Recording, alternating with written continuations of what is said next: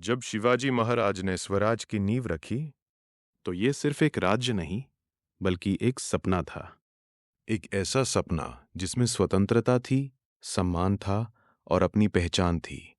लेकिन हर महान शुरुआत के बाद एक कठिन परीक्षा आती है, और वही परीक्षा शुरू हुई शिवाजी महाराज के बाद।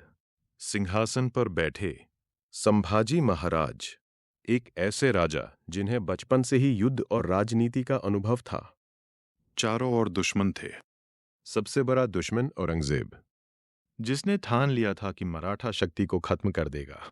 युद्ध शुरू हुए, छोटे छोटे नहीं बल्कि लगातार और कठिन युद्ध। हर दिन एक नई चुनौती, हर रात एक नई योजना। लेकिन संभाजी महाराज ने हार नहीं मानी। उन्होंने हर मोर्चे पर लड़ाई लड़ी। उन्होंने ये साबित किया कि स्वराज सिर्फ एक शब्द नहीं, एक जज्बा है। लेकिन इतिहास हमेशा आसान नहीं होता। धोखा, षड्यंत्र और कठिन फैसले।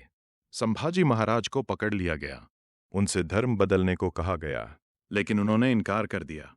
उन्होंने अपने प्राण दे दिए, पर अपने सिद्धांत नहीं छोड़े। और यहीं से स्वराज की असली परीक्षा शुरू हुई। अब जिम्मेदारी आई राजाराम महाराज पर। हालात बेहद खराब थे। राज्य बिखर रहा था। दुश्मन हर तरफ फैल चुके थे। लेकिन राजाराम महाराज ने एक ऐसा फैसला लिया जिसने इतिहास बदल दिया। उन्होंने राजधानी को दूर ले जाकर नई रणनीति अपनाई। गुरिल्ला युद्ध, छोटे छोटे हमले, तेज और अचानक वार। मुगल सेना बड़ी थी, लेकिन मराठा सेना चालाक थी। जहां मुगल भारी सेना लेकर आते, वहां मराठा सेना गायब हो जाती।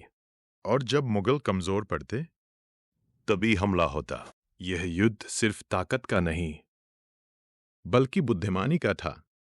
राजाराम महाराज ने दिखा दिया कि स्वराज को हराना इतना आसान नहीं। लेकिन फिर एक और मोड़ आया। राजाराम महाराज का निधन हो गया, और अब एक नई कहानी शुरू हुई। एक ऐसी कहानी जिसने इतिहास को हमेशा के लिए बदल दिया। मंच पर आईं ताराबाई, एक रानी, लेकिन सिर्फ नाम की नहीं। उन्होंने खुद सेना की कमान संभाली। उन्होंने खुद युद्ध का नेतृत्व किया। दुश्मनों ने सोचा कि अब मराठा साम्राज्य खत्म हो जाएगा, लेकिन उन्होंने गलत सोचा। ताराबाई ने हर मोर्चे पर मुकाबला किया। उन्होंने सेना को एकजुट रखा। उन्होंने स्वराज की लौ बुझने नहीं दी। उनके नेतृत्व में मराठा सेना ने कई जीत हासिल की। और सबसे बड़ी बात, उन्होंने लोगों के मन में विश्वास जिंदा रखा कि स्वराज अभी भी जिंदा है। फिर आया साल 1707, जब औरंगजेब की मृत्यु हुई। इतिहास ने करवट ली और एक नई शुरुआत हुई। अब सामने आए शाहू महाराज। उन्होंने सत्ता संभाली। उन्होंने बिखरे हुए साम्राज्य को जोड़ा। उन्होंने एक नई व्यवस्था बनाई, पेशवा प्रणाली।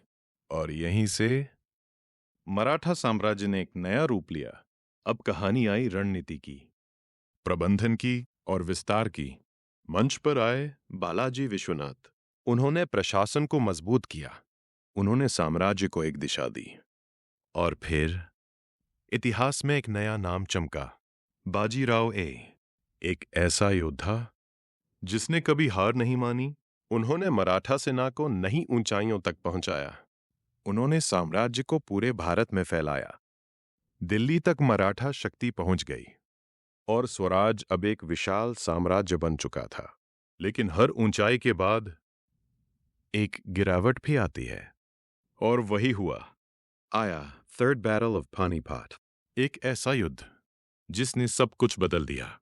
मराठा साम्राज्य को भारी नुकसान हुआ। सपना टूटता हुआ नजर आया। लेकिन कहानी यहीं खत्म नहीं हुई। फिर आए माधवराव आए। उन्होंने टूटे हुए साम्राज्य को संभाला। उन्होंने फिर से शक्ति को इकट्ठा किया। उन्होंने दिखाया कि असली ताकत हार के बाद उठने में होती है। धीरे धीरे मराठा शक्ति फिर से बढ़ने लगी, और स्वराज फिर से मजबूत होने लगा। तो अब सवाल ये है, क्या स्वराज सिर्फ एक राजा का सपना था? नहीं, ये एक आंदोलन था, एक सोच थी, एक जज्बा था, जिसे कई राजाओं ने, कई पीढ़ियों ने अपने खून और बलिदान से जिंदा रखा। शिवाजी महाराज ने इसे शुरू किया, संभाजी महाराज ने इसे बचाया, राजाराम महाराज ने इसे संभाला, ताराबाई ने इसे जिंदा रखा, शाहू महाराज ने इसे संगठित किया और पेशवाओं ने इसे फैलाया। यही है स्वराज की असली कहानी। अगर आप इस इतिहास को और गहराई से समझना चाहते हैं तो इस चैनल को जरूर फॉलो करें और फुल वीडियो देखें। लॉ